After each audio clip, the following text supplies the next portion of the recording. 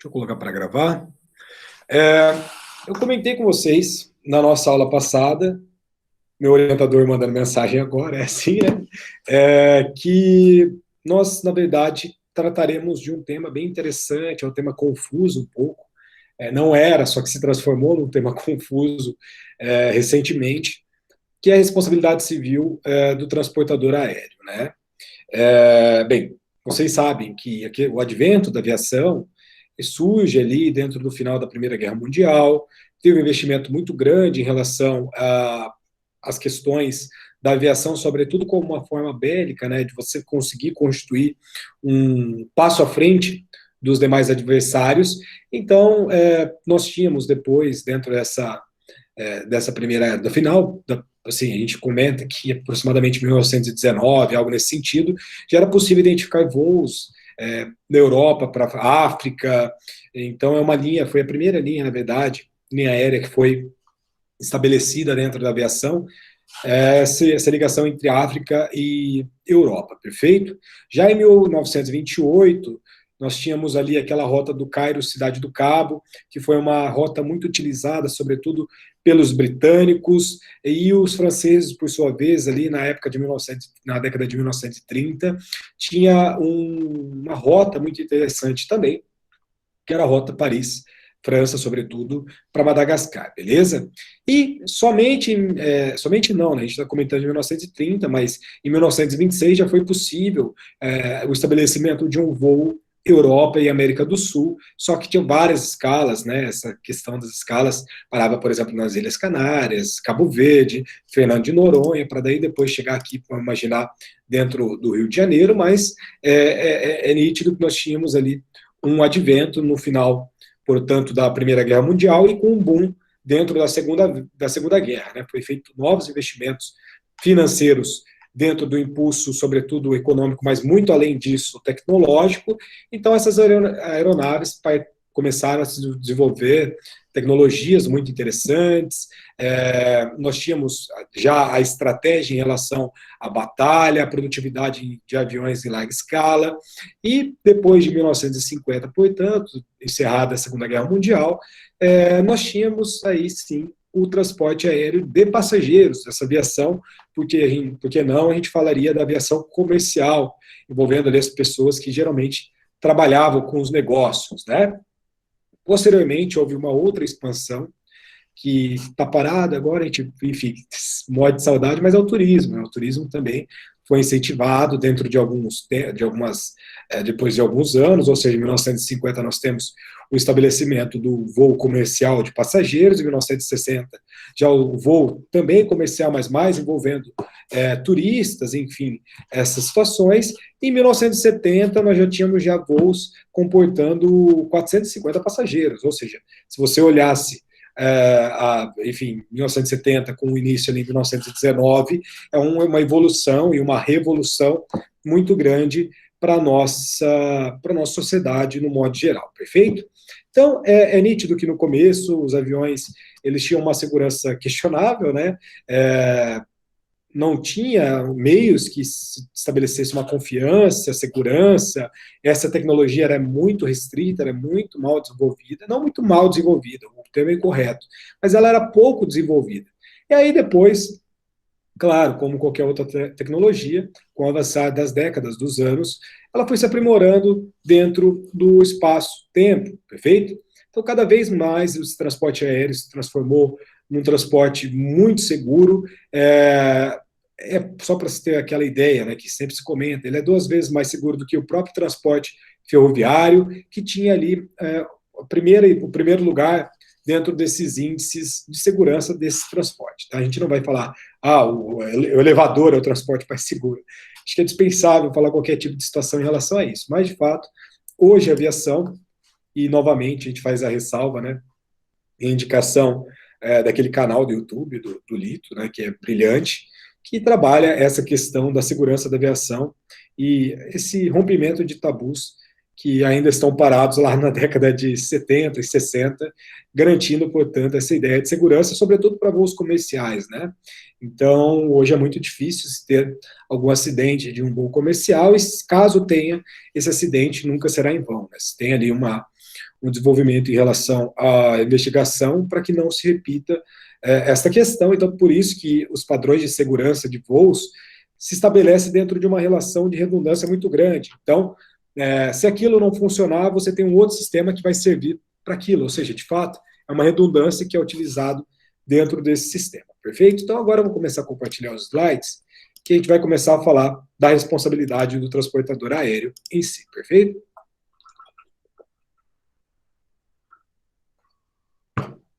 Bem, primeira coisa que a gente vai ter que fazer, dentro dessa área da responsabilidade civil, é fazer uma dicotomia. Estabelecer uma divisão, perfeito? De um lado, a gente vai ter o transporte aéreo internacional, e do outro lado, a gente vai ter o transporte aéreo interno, ou melhor dizendo, o transporte aéreo nacional. Perfeito?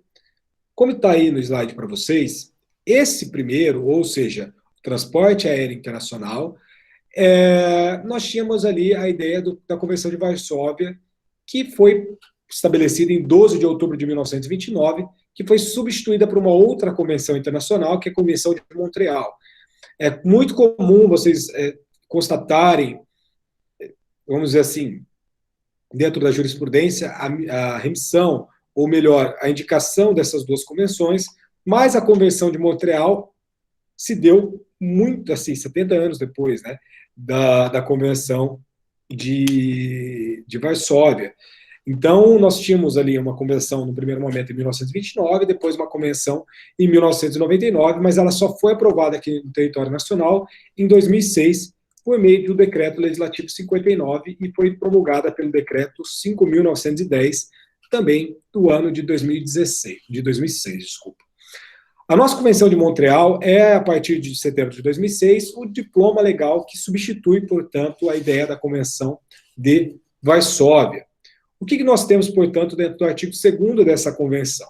Olha lá. Transporte internacional será aquele que o ponto de partida e o ponto de destino, haja ou não interrupção no transporte ou transbordo, estão situados seja no território de 2 estados-partes, seja no território de um só estado-parte, havendo escala prevista no território de qualquer outro estado, ainda que este não seja um estado-parte. Perfeito? Então, o que nós temos aqui? A ideia, portanto, de um estabelecimento de pelo menos uma troca de estados-partes dentro dessa convenção, ou melhor, né, para a gente não ficar somente no estados-partes, às vezes não se tem um estado que acabou assinando esta convenção, mas mesmo assim, este país que ratificou e assinou essa convenção, ele está submetido, portanto, às regras da Convenção de Montreal, perfeito? Já a ideia do transporte aéreo interno é regulado pelo Código Brasileiro da Aeronáutica, pela Lei 7.565 de 1986, perfeito? E ambos, o transportador, seja aéreo e internacional, por serem prestadores de serviço, eles estão subordinados à Constituição Federal e ao Código de Defesa do Consumidor. Tá? Aqui a ideia do Código de Defesa do Consumidor vai se apresentar depois para nós um grande problema, porque nós tínhamos um posicionamento tranquilo em relação à aplicação do Código de Defesa do Consumidor para a aviação internacional. Só que a gente vai verificar que hoje isso foi revisto no âmbito do Supremo Tribunal Federal. Perfeito? Vamos avançar aqui, então, para a gente verificar, estudar de forma específica as convenções de Varsóvia e de Montreal. Vamos lá, então. Primeira coisa, dentro do sistema de Varsóvia, ou seja, aquele sistema de 1929, a responsabilidade do transportador aéreo era subjetiva dentro daquela linha, que foi inaugurada, só que depois desenvolvida, sobretudo no século XIX, na Europa, que nós já estávamos no século XX, mas nós tínhamos a ideia de uma culpa presumida, ou seja, naquela ideia de culpa que deveria ser afastada, portanto, mediante um ônus desse transportador. Beleza? Isso está lá nos artigos 17, 20 e 21 desta convenção, novamente, a convenção mais antiga, que é a Convenção de Varsóvia. E a indenização, ela era limitada, perfeito? Limitada, então se tinha um teto para que se fixasse eventual indenização.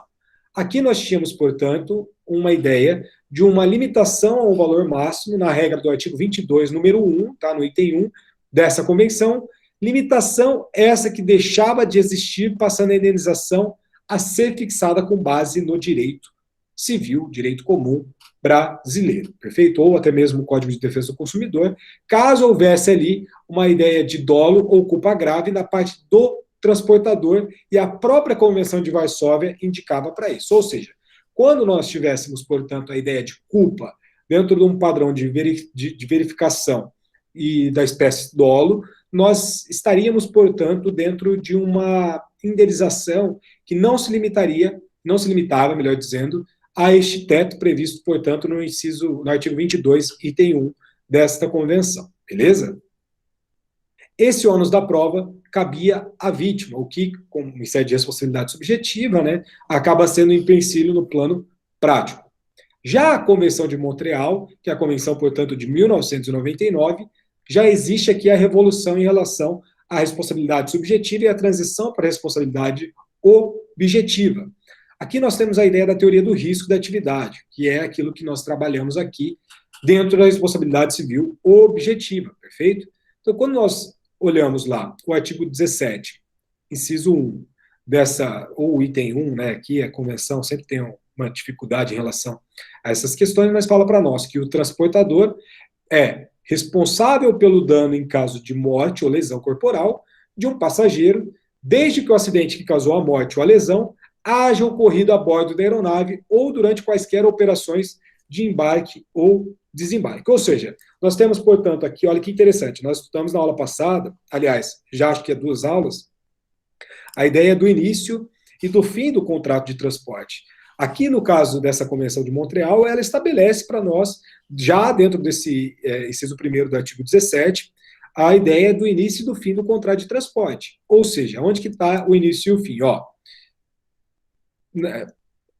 a lesão vai ter que ter ocorrido a bordo da aeronave ou durante quaisquer operações de embarque ou desembarque. Ou seja, embarcou, desembarcou e dentro da aeronave seria o início e o fim em relação a este contrato.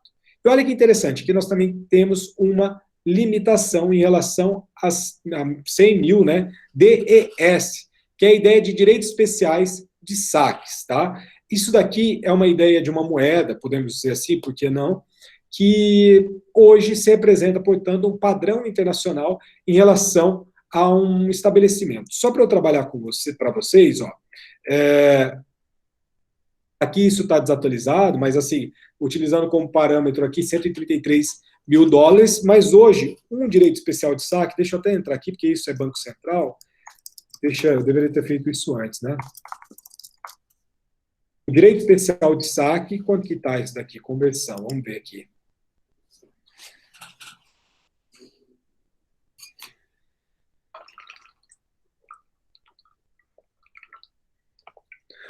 Que é o XDR, é o código, né? Por exemplo, o real é BRL, aqui o XDR representa hoje R$ 7,71. Então, vamos imaginar, que aqui vai ser difícil também, porque eu deveria ocultar o nome do cliente, mas tive recentemente uma decisão que foi até em embargos de declaração com efeitos infringentes que eu consegui modificar o acordo, foi uma vitória, assim, interessante.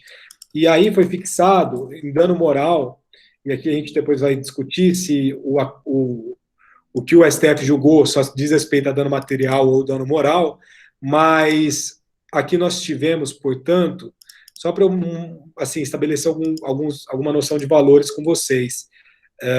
Cadê? Juntar de acórdão.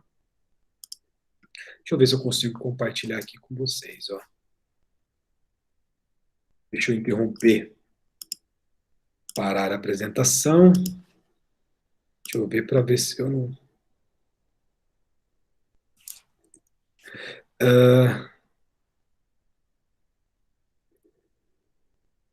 Deixa eu mostrar aqui para vocês, só um minuto. Acho que é legal mostrar isso para vocês, né? Deixa eu ver se eu compartilhei certo. Ó, o que nós temos aqui, portanto? A emenda. Embargo de declaração, omissão. Ocorrência. Voto que deixou de prever forma da conversão e correção monetária aplicáveis ao direito especial de saque. Aqui foi o embargo de declaração que eu fiz depois, ó. O embargante opôs o embargo de declaração em face do... Deixa eu mostrar outra decisão. Peraí, deixa eu só parar aqui. Vou tentar ocultar o nome do cliente, vai ser meio difícil, mas... Esse processo é público também, então não tem nenhum problema, tá?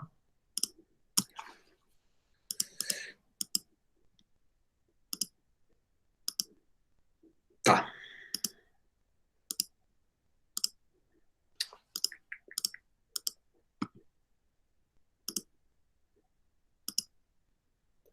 Espero que seja isso.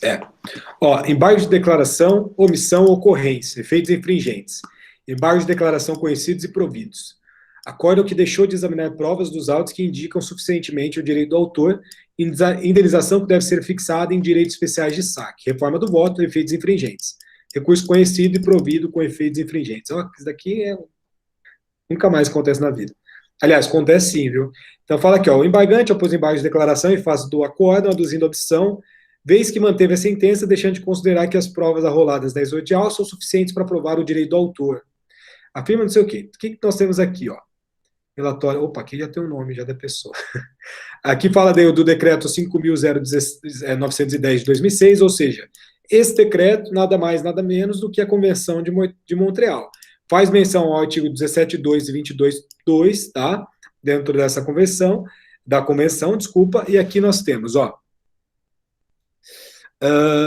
o valor deverá ser apurado em liquidação de sentença mediante consulta em site oficial da cotação diária. Então, o que nós temos aqui? Ó, fixação de 1.000 direitos de saque. Portanto, fixou em 1.000. O teto se apresenta como 100.000 direitos especiais de saque. Isso daqui, eu fiz o cumprimento de sentença, quando que foi esse cumprimento de sentença? Vamos ver aqui, ó. Eu fiz o cumprimento de sentença em março de 2020.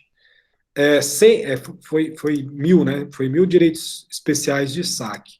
Deu R$6.900, só que aqui tem os honorários também. Então, foi dado 20% de honorários, aí tem que fazer as contas aí, né? Mas foi coisa de 5 mil e pouquinhos reais, esses 100 mil. Hoje, então, representaria 7 mil e pouco, né? Nosso real, infelizmente, caindo cada vez mais. Perfeito? Vamos voltar aqui para a nossa aula. Então, nós temos ali, portanto, essa ideia de 100.000 direitos especiais de saque, que é o limite. Esse limite, portanto, hoje seria algo em torno de 700 e poucos mil reais, o que dificilmente se teria ali uma indenização no âmbito judicial, num teto de uma decisão que ultrapasse esse valor. Então, nós temos, portanto, essa ideia de 100.000 direitos especiais de saque. É muito interessante, porque na Convenção de Montreal, ele descreve, por exemplo, extravio de bagagem vai ser tanto, não sei o que vai ser tanto. Então, ele acaba delimitando ali, trazendo um rol, que é um rol polêmico, né, porque acaba envolvendo, e aí que está a dúvida, se envolve direito moral, desculpa, direito moral, Deus meu, direito material, e também o direito extrapatrimonial, que se envolve daí, querendo ou não, o dano moral, perfeito? Se a gente está falando de dano material mais dano moral, existe sim aí uma ideia de tabelamento em relação ao dano moral, e vocês bem sabem que isso não é permitido no nosso ordenamento. Então, já adianto para vocês que a própria discussão que se teve em relação a essa matéria em sede do STF recentemente, em 2017, ficou consignado, pelo menos nos votos, que não caberia dano moral em relação a essa limitação e essa aplicação em relação à Convenção de Montreal e de Varsóvia, mas sim em relação ao dano moral para o transporte internacional, seria o Código de Defesa do Consumidor. Ah, professor, aplicam isso na prática? Não, por quê? Porque teve um agravo, que foi uma decisão monocrática do ministro Luiz Roberto Barroso, que aí deu interpretação para que se configure dano moral também. Então, existe um grande problema e outros grandes problemas envolvendo esta matéria, mas imagina, é uma decisão monocrática que está estando acima da decisão do plenário, que pode ser, o que pode não, o que é um problema, mas nós temos aqui, por exemplo, o Tribunal de Justiça se aplicando essa interpretação do ministro Barroso, beleza? Então, aqui a gente fala, né, a partir desse limite, a responsabilidade também pode extrapolar, mas essa responsabilidade vai ser subjetiva, ou seja, tem um teto em relação à responsabilidade objetiva, pode ultrapassar? Pode, mas aí tem que provar ali uma ação, uma omissão do transportador ou dos seus prepostos em relação a este dano, e que esse dano ali ocorreu unicamente com a negligência ou outra ação ou omissão de um terceiro, perfeito? E além disso, né, aqui que começa o problema, porque, novamente, nós tínhamos uma convenção de 1929, vem o Código de Defesa do Consumidor em 1990, né, e aí depois da vigência, da promulgação do CDC, começou a ter uma discussão muito grande, porque essa indenização, ela, que estava prevista, por exemplo, dentro dessa convenção de Varsóvia, querendo ou não, estava ali dentro da Constituição, né? Vocês sabem isso, ou se vocês não sabem, vocês estudarão isso no direito internacional público, mas depois, ainda mais com a Convenção de Montreal, que é a convenção mais recente, foi uma discussão que se teve muito grande. Tá, vai se aplicar o Código de Defesa do Consumidor mesmo para a aviação internacional, ou vai se aplicar estas convenções, perfeito? De um lado, como eu posiciono para vocês, tinham ali os nossos consumeristas, que eles sustentavam que, sendo integral o dever de indenizar, estava estatuído pelo Código de Defesa do Consumidor, então as hipóteses de responsabilidade civil tarifadas estariam ali, portanto, afastadas em sede de acidente de consumo, querendo ou não, se você compra uma passagem aérea internacional, isso na visão deles, é claro, no território nacional, você está fazendo ali a contratação de um serviço, né, uma aquisição de um serviço. Então, você estaria submetido, portanto, a uma relação de consumo e, logo, dentro do CDC, não é possível tabelar eventuais indenizações. Essa era a primeira visão.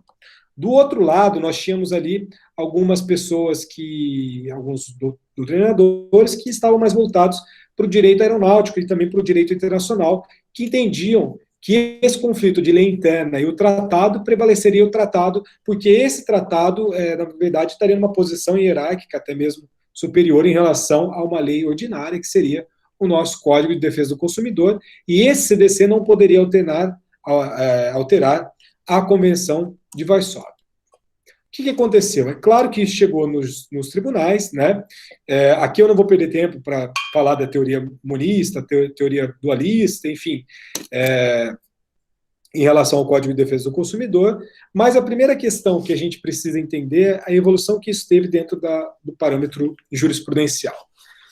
Bem, no primeiro posicionamento, o Superior Tribunal de Justiça, ele se inclinava no sentido de prevalecer ali a Convenção de Varsóvia, que acabava entendendo que essa lei, que era uma lei superveniente, que era, portanto, o Código de Defesa do Consumidor, ou seja, Convenção de Varsóvia 29, CDC 90, se aplicaria ali, portanto, as disposições especiais que estariam tratados dentro da nossa Convenção de Varsóvia.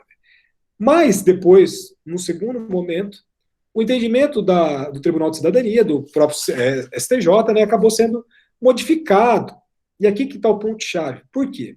Porque nós tínhamos ali alguns ministros que tinham uma conduta, uma postura, um posicionamento, que acabavam enxergando a sobreposição do CDC em relação a essa Convenção de Varsóvia. Como, por exemplo, eu vou ler aqui um trecho do ministro Paulo Costa Leite, mas o Carlos Alberto Direito e o Rui Rosado Aguiar também possuíam esse direcionamento, e aqui a gente vai verificar como que foi essa conduta, né, e essa postura que o STJ firmou o entendimento, sobretudo num caso que foi publicado no Diário da Justiça de 4 de abril de 2000, que é o RESP 169.000, perfeito? Então, esse daqui é o voto do ministro Paulo Costa Leite, que ele fala para nós, ó. Responsabilidade civil, transportador, limitação de indenização, Código de Defesa do Consumidor, Convenção de Varsóvia. Editada a lei específica em atenção à Constituição, dentro do artigo 5º, inciso 32, destinada a tutelar os direitos do consumidor e mostrando irrecusável reconhecimento da existência de relação de consumo, suas disposições devem prevalecer. Havendo antinomia, o previsto em tratado perde eficácia, prevalecendo a lei interna posterior que se revela com ele incompatível. Recurso conhecido e não provido. E aqui o voto do ministro Paulo Costa Leite. Detendo-me no exame da questão, convenci-me de que a solução do acórdão recorrido merece ser prestigiada. Havendo antinomia, o que é antinomia, né, gente? É o conflito de duas normas, e aí a gente aplica a hermenêutica para responder esta antinomia. Então, o previsto em tratado perde eficácia, prevalecendo a lei interna posterior que se revela com ele incompatível. Em verdade, uma vez editada a lei específica, ou seja, pelo critério da especificidade para a resolução da antinomia, tá? Em atenção à Constituição, destinada a tutelar os direitos do consumidor e mostrando-se recusável o reconhecimento da existência de relação de consumo na espécie, suas disposições devem prevalecer. No particular, tenho como um irrepreensível o raciocínio desenvolvido pelo ilustre embargador Sérgio Cavalieri, nesta passagem de sua excelente obra Programa de Responsabilidade Civil, aspas. Não vale argumentar que o Código do Consumidor, por ser lei posterior, não derrogou o Código Brasileiro de Aeronáutica, de natureza especial e anterior, lex posterior generalis non derogati priori speciali. Porque essa regra, além de não ser absoluta, não tem aplicação no caso em exame. E assim é porque o CDC, né, em observância ao preceito constitucional, veio para implementar uma política nacional das relações de consumo, vale dizer, estabeleceu uma ordem jurídica uniforme geral destinada a tutelar os interesses patrimoniais e morais de todos os consumidores, bem como respeito à sua dignidade, saúde e segurança. E, ao assim fazer, disciplinou não só aquilo que ainda não estava disciplinado, como ainda alterou a disciplina que já existia em leis especiais. Vale dizer, concentrou em um único diploma a disciplina legal de todas as relações contratuais e extracontratuais no mercado de consumo brasileiro. E se nessa nova ordem jurídica, nessa consolidação de princípios a respeito do consumidor, não foram exceptivos privilégios previstos em leis anteriores, não mais condizentes com a atual realidade social, é forçoso concluir que o objetivo da nova lei foi justamente eliminado. Em conclusão, é impertinente a regra lex posterior generalis non derogati priori speciali, porque, tratando-se de relação de consumo, e aqui que está a questão, tá? O Código do Consumidor é lei própria, específica e exclusiva. E a lei que estabeleceu a Política Nacional das Relações de Consumo, consolidando em um só diploma legal todos os princípios inerentes à matéria, em razão de competência que lhe foi atribuída pela própria Constituição Federal, e na matéria de sua competência específica, nenhuma outra lei pode a ele se sobrepor ou substituir. Então, pode apenas coexistir naquilo com que não for incompatível. Então, do quanto exposto, senhores ministros, conheço do recurso pelo dissídio, mas lego-lhe provimento, e é o meu voto. Qual que é, então, aqui a treta que nós estamos resolvendo? O primeiro posicionamento do STJ falando, opa, a gente vai aplicar aqui a Convenção de Varsóvia, perfeito? Que seria a lei, pelo critério da antiguidade, seria o critério observado pelo STJ. O segundo momento, que foi esse voto que eu li para vocês, nós tivemos ali uma mudança do posicionamento do STJ, no sentido de que, opa, a gente vai aplicar o CDC, porque o CDC, pelo comando previsto no inciso 32 da Constituição, no artigo 5º da Constituição, que é o Programa e a Política Nacional das Relações de Consumo, nós tínhamos, portanto, um critério de especificidade, e tendo esse critério de especificidade, é nítido que nós teríamos, portanto, que preservar e estabelecer que a aplicação do Código de Defesa do Consumidor em relação ao nossa Convenção de Montreal, desculpa, a Convenção de Varsóvia, beleza?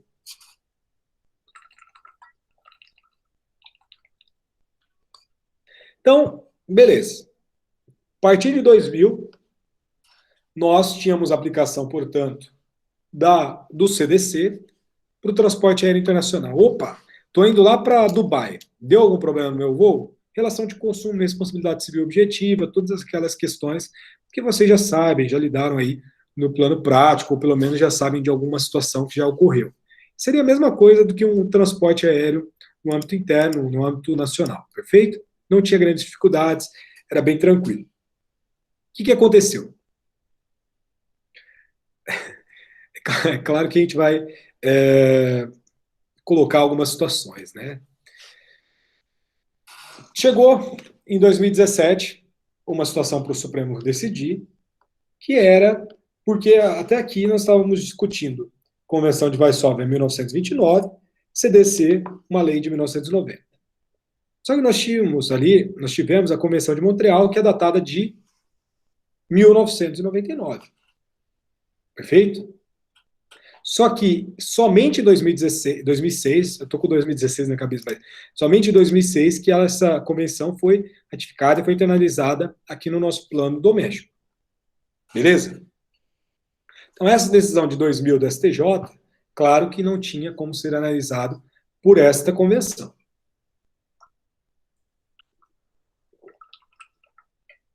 O que aconteceu? Recurso extraordinário 351.750 do ano de 2017. Emenda. Recurso extraordinário. Danos morais decorrentes de atraso ocorrido em voo internacional. Aplicação do Código do Consumidor, matéria infraconstitucional. Não conhecimento. O princípio da defesa do consumidor se aplica a todo o capítulo constitucional da atividade econômica. Afastam-se as normas especiais do Código Brasileiro da Aeronáutica e da Convenção de Varsóvia quando implicarem um retrocesso social ou vilipêndio aos direitos assegurados pelo Código de Defesa do Consumidor. Não cabe discutir na instância extraordinária sobre a correta aplicação do CDC ou sobre a incidência, no caso concreto, de específicas normas de consumo veiculadas em legislação especial sobre o transporte aéreo internacional. Ofensa indireta à Constituição, recurso não provido. Esse daqui é o posicionamento antigo, tá? Aqui que está o posicionamento atual do STF. Guinada a 180 graus, esse sim é de 2017, são dois recursos extraordinários, tá? 636.331 e o 666.618. Repercussão geral, gente, tá? Repercussão geral. Olha a treta que nós temos aqui, ó. Recurso extraordinário, relator ministro Gilmar Mendes, julgamento 25/5 de 2017. Está fazendo aniversário hoje, né? Então, uma homenagem a esse julgado, bem que eu não, acho que não merece homenagem, com toda a vênia aí ao ilustre relator. Vamos lá, agora sim, ó. Recurso extraordinário com repercussão geral. Extravio de bagagem, dano material, limitação, antinomia, Convenção de Varsóvia, Código de Defesa do Consumidor. Julgamento de mérito. Olha aqui, gente. É aplicável o limite indenizatório estabelecido na Convenção de Varsóvia e demais acordos internacionais subscritos pelo Brasil em relação às condenações por dano material decorrente de extravio de bagagem em voos internacionais. Repercussão geral. Tema 210, fixação da tese. Ó, nos termos do artigo 178 da Constituição da República, as normas dos tratados internacionais limitadores à responsabilidade das transportadoras aéreas de passageiros, especialmente as convenções de Varsóvia e Montreal, têm prevalência em relação ao CDC. Caso concreto, acordo que aplicou o CDC, indenização superior ao limite previsto no artigo 22 da Convenção de Varsóvia, com as modificações efetuadas pelos acordos internacionais posteriores. Decisão recorrida reformada para reduzir o valor da condenação por danos materiais, limitando-o ao patamar estabelecido na legislação internacional. Aqui a gente tem o pulo do gato, tá?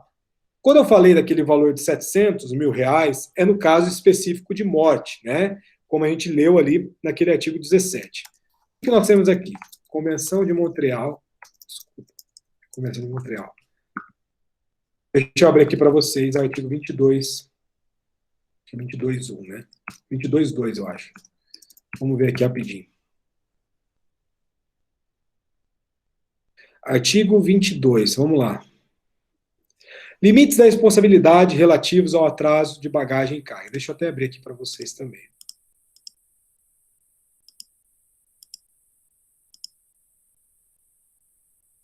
Será que é esse? Vamos ver. Não é esse. É esse.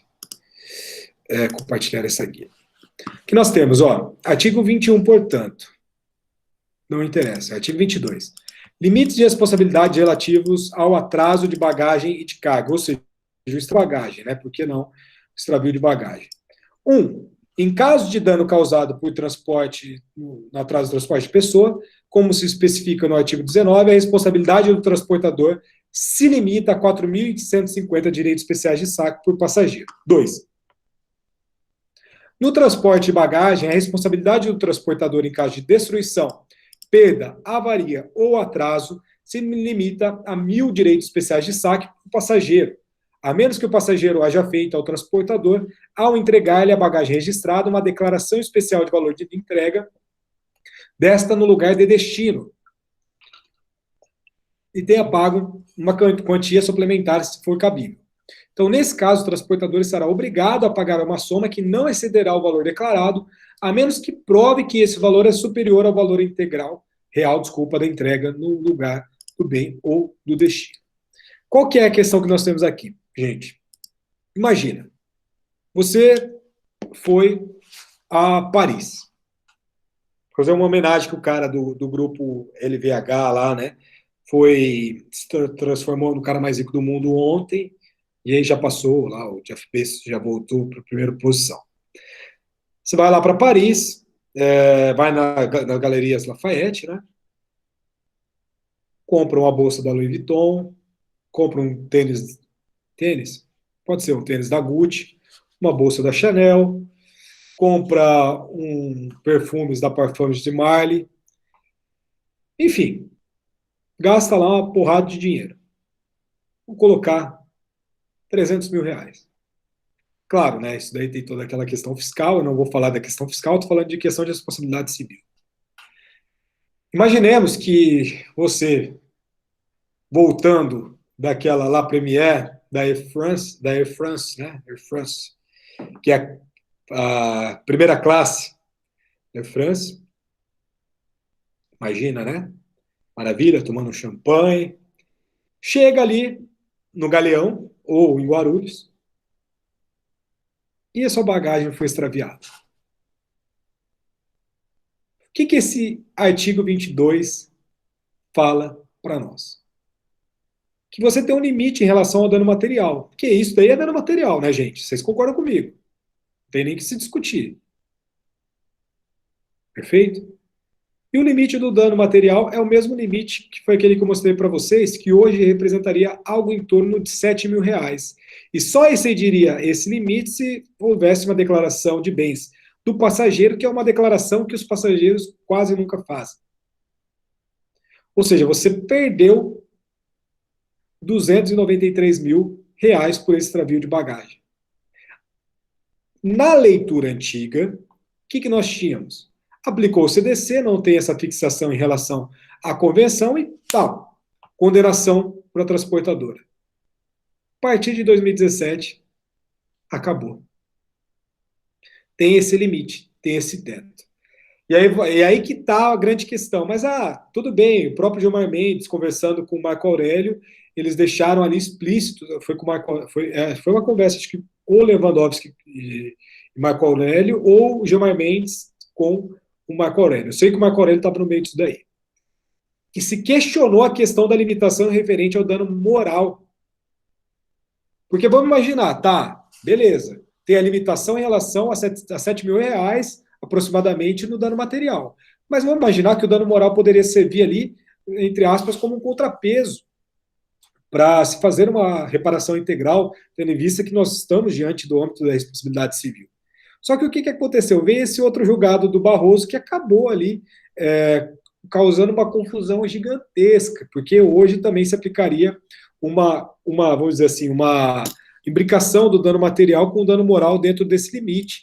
Então, deixa eu até ver aqui, olha aqui, deixa eu voltar nesse julgado, que foi julgado envolvendo o meu caso, porque teve extravio de perfumes dentro disso daqui, dentro desse meu caso, tinha nota fiscal, tudo foi provado, mas não é esse, é esse daqui, ó. Olha o que nós temos aqui, ó. A quantia é suficiente a compensar o autor por seus prejuízos morais e materiais, montante despendido com os bens extraviados, respeitados os limites estabelecidos pelo ordenamento. Então, gente, aí ficou difícil, né? Ficou difícil. Então, assim, é claro que vai ter muita gente que vai criticar esse posicionamento, porque até mesmo o fundamento ali da questão do princípio que foi muito utilizado, uma hierarquia entre diplomas normativos, falando que nós estaríamos, portanto, em relação da prevalência da lei especial, em relação a uma lei geral. Só que, por exemplo, o professor Sérgio Cavalieri Filho e outros grandes doutrinadores, eles falam, mas espera aí, mas e o princípio constitucional da defesa do consumidor? Parece-me que, tudo bem, nós temos ali um tratado internacional, mas e a Constituição? E aquele artigo 5º, dentro do rol dos direitos fundamentais, o inciso 32 da Constituição, que vai falar que o Estado vai promover a defesa dos direitos do consumidor. Então, existe ali uma confusão muito grande dentro desse julgado. Assim, é muito difícil de falar isso, mas parece-me que aqui nós caímos dentro daquele limbo de, sabe, banco no STJ, banco no STF, sabe, pessoas que possuem uma. Não estou longe disso, né? Não estou aqui acusando ninguém, pelo amor de Deus, não entendo dessa forma, mas parece-me que é uma situação muito delicada, né? Parece um poder econômico muito grande. Então, imagina, dentro dessa vulnerabilidade do consumidor e dentro dessa força, transporte aéreo internacional, companhias, né, que às vezes são grupos, contra esse consumidor, parece-me que há um desequilíbrio. Então, do meu ponto de vista, existe com todo respeito, né, existe um erro em relação a essa decisão, tá? Voltando aqui ao nosso slide, peraí.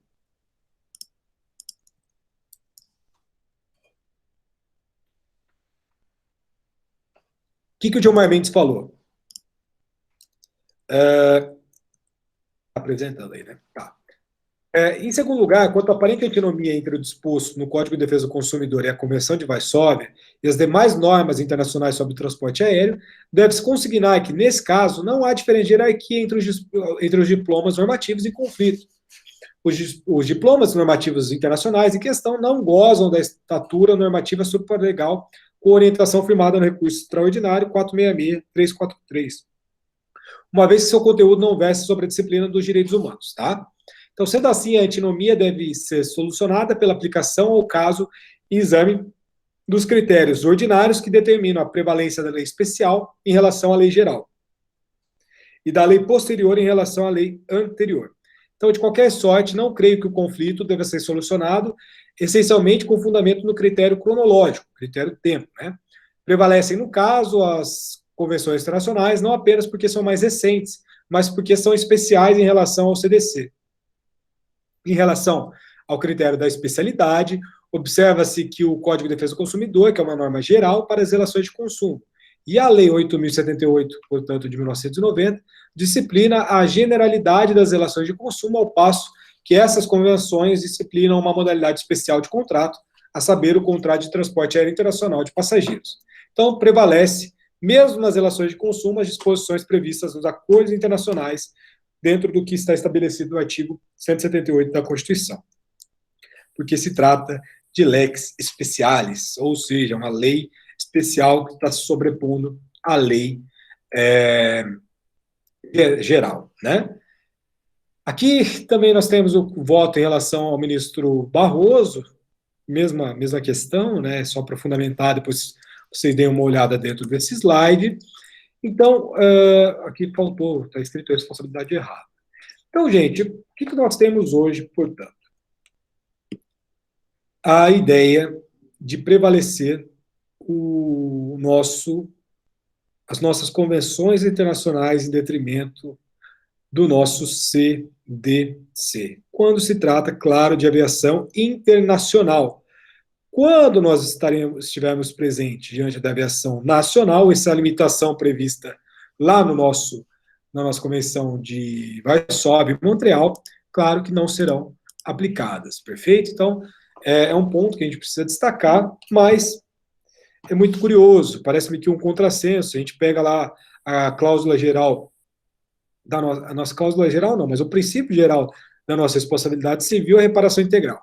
Quando nós temos, então, a impossibilidade de uma reparação integral por uma limitação em relação ao valor de indenização dentro de uma convenção internacional, parece-me que existe um contrassenso, né? Então, esses limites de indenização, até mesmo a ideia, por que não, de cláusula de não indenizar, eu falei para vocês na aula passada, cláusula de não indenizar tem uma nulidade absoluta, não tem nem que se discutir. Se tem cláusula lá falando que não será responsável, já era, isso daí afasta em juízo. E aí vem o STF fala, não, mas a Convenção Internacional prevalece em relação ao Código de Defesa do Consumidor. E aí a gente fica com cara de trouxa, né? Porque a gente falou de reparação integral até agora, só que daí agora nós temos uma limitação em relação à condenação, que é um caso excepcional, mas é um caso que existe.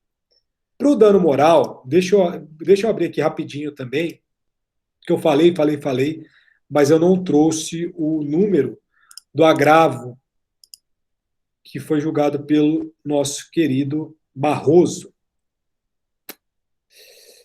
Deixa eu ver se tem aqui. Isso aqui me gerou muita dor de cabeça,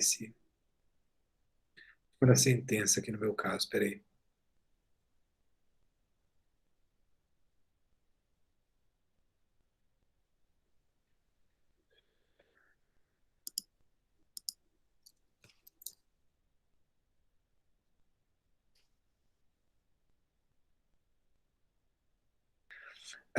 Depois eu mando para vocês, tá, gente? Mas eu lembro que tinha algum treinado dessa.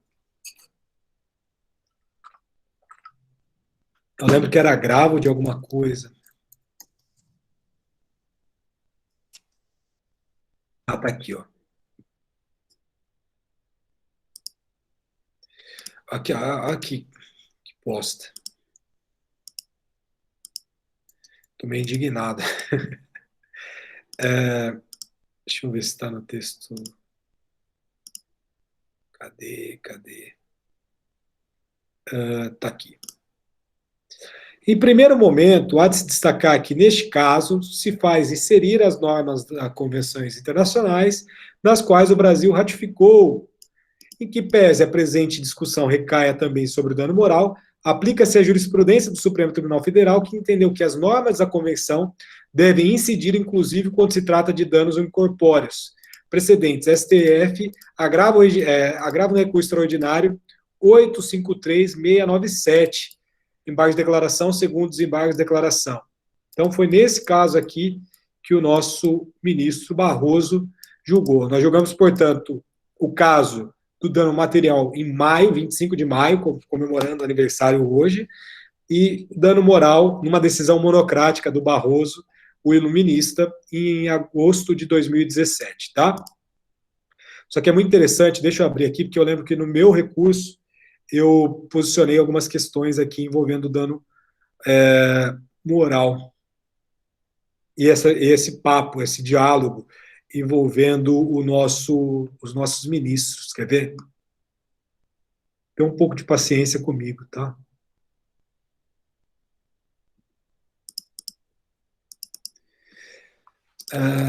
Marco Aurélio, aqui. Isso daqui foi fácil de achar.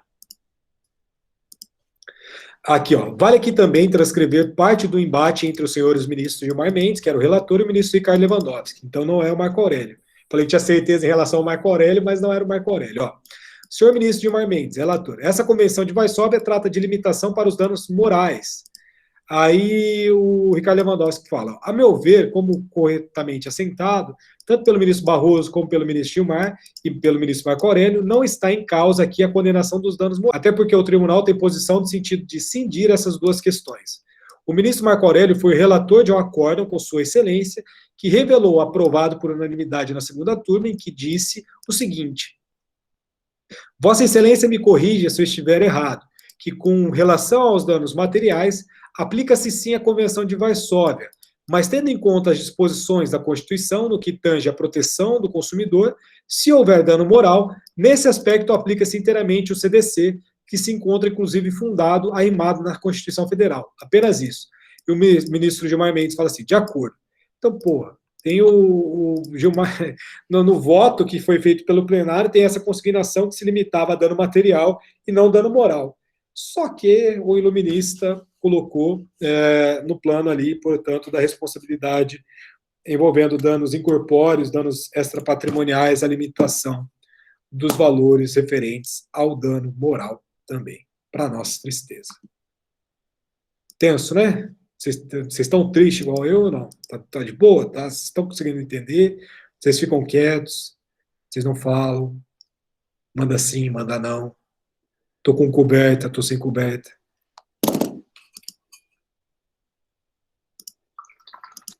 Tranquilo, professor. E acho que de imediato assim é meio complicado pegar tudo, né? Mas depois para revisar fica bem tranquilo. Perfeito. Então eu vou revisar aqui de forma bem simples, bem didática. 2017 para frente, dois posicionamentos recentes que mudaram o posicionamento contrário. Dano material para transporte internacional, limitação e aplicação das convenções internacionais. Em agosto de 2017, vem também o ministro Barroso e fala, opa, vai aplicar para dano moral também. Então, hoje, nós temos a aplicação para dano material e para dano moral das convenções internacionais quando a gente estiver presente no transporte aéreo internacional. Bom, quem falou foi o José, né? José, então você foi lá para, sei lá, deixa eu pensar aqui um lugar. Você foi lá para, sei lá, para a Hungria. Foi lá para a Hungria. Aconteceu alguma treta, vai se aplicar às convenções internacionais.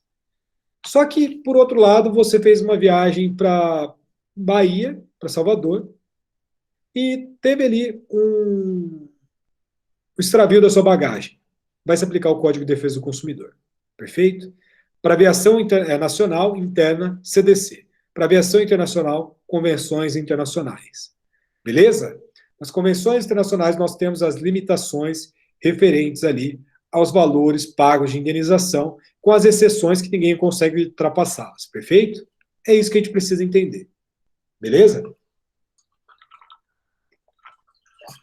Então, bora lá. Falando um pouco agora de força maior e responsabilidade, né? Então, como a gente está dentro da teoria do risco, isso ficou consignado até mesmo dentro da Convenção de Montreal, que é a Convenção de 1999, esse transporte aéreo, nós temos sim a possibilidade de aplicar algumas excludentes de responsabilidade, mas quando diz respeito ali em relação à força maior, mas dentro também do fato exclusivo da vítima, dentro do fato exclusivo de terceiro, mas é claro que aqui, como é um risco muito desenvolvido, isso fica muito restrito, né? Vamos imaginar, opa, tem um terrorista dentro do avião, esse terrorista consegue acessar a cabine ali do comandante, e o cockpit, né? E aí causa um acidente. E aí poderia falar, mas foi um fato exclusivo de terceiro, será? E esse dever de segurança, e esse risco inerente à atividade desse desenvolvimento dessa atividade. Então, na verdade, aqui nós temos uma ideia que é muito mais restrita em relação a todas as outras questões que nós verificamos. Por quê? Porque a ideia de irresistibilidade, que é comum na força maior, vai caracterizar, portanto, uma análise dentro do caso concreto. Se de fato houve essa irresistibilidade ou não.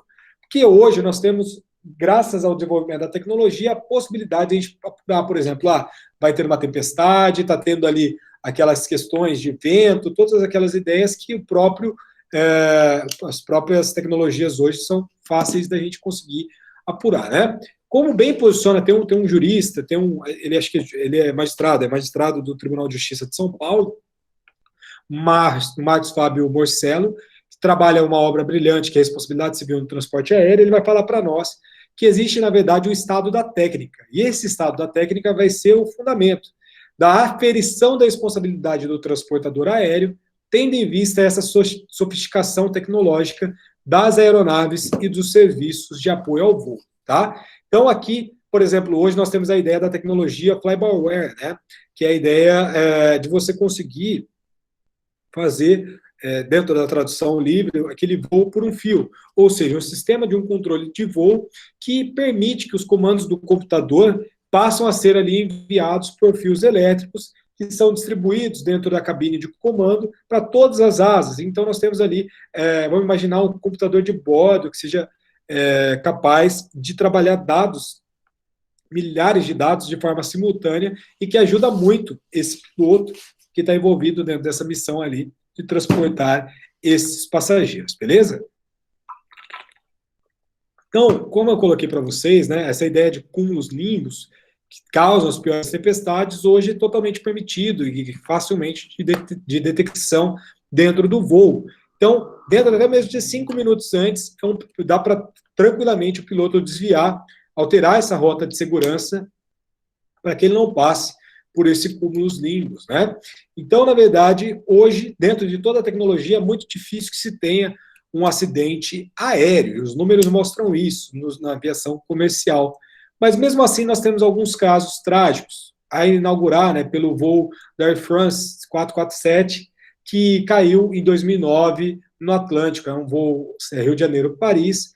Tem um vídeo muito bom do Aviões e Músicas, novamente, que acaba fazendo essa ideia em relação a esse voo, explicando, mas basicamente o que aconteceu foi, teve um problema, eu acho que foi no... Tem aqui escrito, deixa eu ver. aquela, putz, agora fugiu o nome, mas é um aparelhinho que detecta ali essa questão, tô com proveta, mas não é proveta, é alguma coisa nesse sentido, que consegue identificar as tempestades. E esse tubo é tubo de Pitot, acho que é tubo de Pitot o nome. Agora Que é o não. que fica na ponta do avião, né, professor? Eu acho que é É, tubo de Pitot. tubo Eu de acho que pitot. agora. E estava entupido, alguma coisa assim, só que, entenda, hoje tem uma redundância em relação a isso. Só que aí ele não conseguiu identificar essa tempestade, não conseguiu desviar. Na verdade, ele mudou de rota, mas ele mudou para o lado esquerdo, onde que era muito mais intensa do que se tivesse continuado reto, né? Ou seja, ele deveria ter feito ali a curva, ter feito o desvio em relação à direita, mas ele foi para a esquerda e ali a turbulência era muito mais grave. Então, foi muito interessante, porque depois da caixa preta, que foram descobertas, né, foi interessante que tiveram várias pesquisas, várias investigações, melhor dizendo, e aqui nós tínhamos, por exemplo, essa lição que apareceu dentro do jornal francês, que falou, apesar de todos os aviões presentes naquela zona terem optado por modificar a rota para evitar uma região de cúmulos nímbios, o comandante do voo disse ao seu colega, não vamos nos deixar chatear pelos cunimpes, né? Ou seja, ele não modificou, por mais que todos os outros aviões que tinham passado, que indica, né, até mesmo uma rota, tem uma questão de vácuo que acaba tendo, todos desviaram, mas esse avião não desviou, e nós tínhamos ali, portanto, tivemos uma tragédia que vitimou, agora não lembro quantas pessoas, mas foi um número gigantesco de pessoas, 228 pessoas, né? Está aqui no slide, 228 pessoas, é um negócio inimaginável, né? Por mais que hoje, dentro da pandemia, a gente está banalizando o número de mortes, mas imagina, isso é uma tragédia gigantesca, né? E ainda mais, 20 minutos antes do acidente, dentro da caixa preta ficou consignado, vai haver turbulência quando eu for deitar. Então ele teria deitado pouco antes do acidente, sabendo dessas turbulências. Outros casos, né? Nós tivemos ali aquele vulcão que foi em 2011 no Chile, que acabou deixando ali o cancelamento de 93% dos voos de Porto Alegre e Santa Catarina, e não existia nenhuma dúvida em relação a esses voos, em relação à força maior. Então, o que as empresas, claro, têm o dever geral de cautela e não deveria sair nenhum voo, porque não tinha condições de pilotagem, né, de você fazer essa aviação. Perfeito, exatamente isso. Se não tem condições, não deve sair. Ótimo. Só que o que não pode é deixar esses passageiros terem uma assistência.